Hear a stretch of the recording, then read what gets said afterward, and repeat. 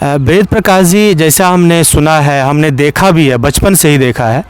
आप मेरे बहुत सीनियर हैं हमारे, और वृक्षारोपण से आपका बहुत लगाव रहा, चाहे किसी भी तरह का वृक्षारोपण हो। और ये सुनने में आया मुझे आजकल में कि आपने 1 लाख से भी ज़्यादा पौधा लगाने का एक संकल्प लिया हुआ है। ये संकल्प की भावना कहाँ से आई और क्या इसका प्रोसेस कैसे अभी आगे बढ़ेगा, किस टाइप की तैयारी है आपकी, उसके बारे में 2-4 लाइन में बताएं। निश्चित रूप से देखिए, ग्लोबलाइजेशन का दौर है, हम तो कहीं रोक नहीं सकते हैं। वर्तमान में आप देखते हैं कि यूक्रेन रसिया युद्ध हो रहा है, कि हमास फिलिस्तीन के इजराइल के विरुद्ध हो रहा है। कहीं ना कहीं देखिए बम कहीं फूटते हैं, लेकिन उसका असर तो इन्वायरमेंट पर होता ही है। और जब तक हमें शुद्ध ऑक्सीजन नहीं मिलेगा तो हम कैसे जीवंत रह सकते हैं। कोई भी प्राणवायु तो जरूरी होती है।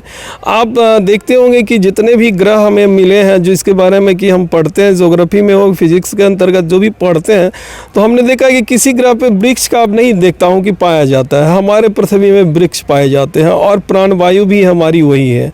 मेरा बचपन से एक थीम था कि मैं क्यों नहीं इसके प्रति सतर्क हूँ, स्वच्छ हवा क्यों नहीं लोगों को मिले। आज आप देखते हैं दिल्ली में, आप तो रहते हैं, कि दिल्ली का ये कैसे कितना ये एटमॉस्फेयर खराब हो जाता है, खास करके वायु प्रदूषित हो जाती है।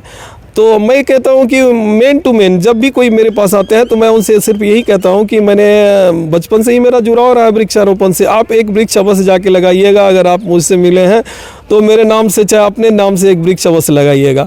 और मैंने भी ये ठान रखी है कि 1 लाख वृक्ष मुझे लगानी है। ये प्रेरणा कहाँ से आपको मिली? ये हाँ, प्रेरणा मैं जब भी बचपन से देखता था कि गांव घर में अपने पिताजी के साथ जाता था, तो वो लकड़ी काटने वाले लकड़हारे आते थे, तो मैं उनसे पूछता था, ये निर्जीव वस्तु को आप जिसे सजीव, वैसे तो सजीव होते हैं वो, लेकिन उनको जब काटते देखता था तो मुझे बहुत दया आती थी, अंदर में बहुत पीड़ा होती थी कि इतने बड़े बड़े पेड़ को ये लोग काट डालता है।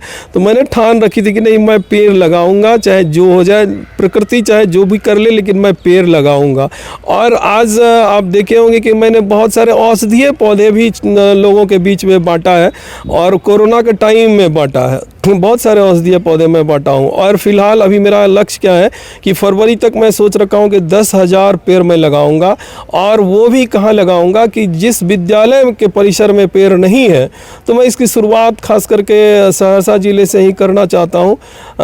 और 10,000 पेड़ लगाने का मेरा लक्ष्य है। और आप कहेंगे कि भाई इसका रिसोर्स आप इसका रिसोर्स कहाँ से, इसका क्योंकि कोई भी काम करने में कुछ धन तो चाहिए, ये धन कहाँ से आएगा? हाँ, मेरा रिसोर्स का सबसे बड़ा माध्यम क्या है? एक तो मैं अपने कैंपस में भी कुछ वृक्ष उगाता हूँ, जो पौधे, छोटे छोटे पौधे को उगाता हूँ। और दूसरा मेरा एक बहुत बड़ा पहलू है कि मुझे एक बेटा और एक बेटी है। जितना मैं उसके एजुकेशन पे, उसके ऊपर खर्च करता हूँ, तो मैं समझता हूँ क्या एक वृक्ष भी मेरा तीसरा संतान है। तो मैं तीनों को हर एक महीने डिवाइड कर देता हूँ। और जब ये मेरे पास में लगभग अबाउट 10-15 हज़ार रुपये इकट्ठा हो जाते हैं, तो फिर मैं उससे वृक्ष खरीद लेता हूँ।